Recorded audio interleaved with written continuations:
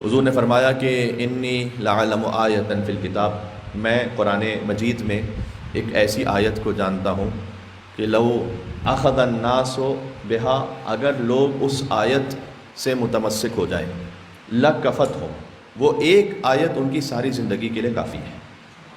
آیت کا نشان ذہن میں رکھیے گا، سورہ طلاق، دوسری آیت کا آخری حصہ اور تیسری آیت، جس میں اللہ تعالیٰ نے ارشاد فرمایا ہے کہ وَمَن يَتَّقِ اللَّهَ يَجْعَل لَّهُ مَخْرَجًا وَيَرْزُقْهُ مِنْ حَيْثُ لَا يَحْتَسِبُ وَمَن يَتَوَكَّلْ عَلَى اللَّهِ فَهُوَ حَسْبُهُ إِنَّ اللَّهَ بَالِغُ أَمْرِهِ قَدْ جَعَلَ اللَّهُ لِكُلِّ شَيْءٍ قَدْرًا، مشہور و معروف آیت ہے۔ ایک مل کے صلوات بھیجیں محمد و آل محمد پر، اللہم صلی علی محمد و آل محمد۔ اس آیت کا خلاصہ یہ ہے کہ تم اپنی زندگی میں اللہ سے معاملہ کرو۔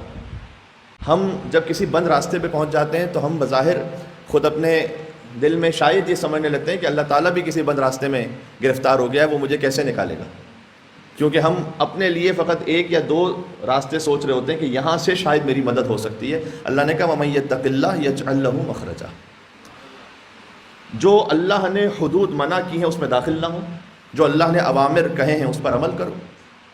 یجعل لہ مخرجا، ہم اس بند جگہ میں سے تمہارے لیے کوئی نہ کوئی کھلا راستہ نکالیں گے۔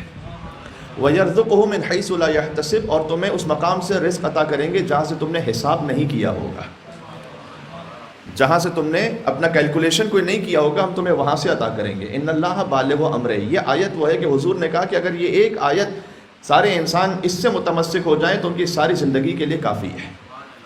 بات واضح ہو رہی کہ ان اللہ بالغ امرہ، اس میں جو بہت اہم جملہ ہے وہ یہ ہے کہ خدا تمہارے کاموں کے اوپر نگران ہے، یعنی اس کے زیر دست ہے ہر کام، اس کے اختیار سے کوئی کام باہر نہیں ہے۔ وَمَن يَتَوَكَّلْ عَلَى اللَّهِ فَهُوَ حَسْبُهُ، جو اللہ پر توکل رکھے تو خدا اس کے لیے کافی ہے۔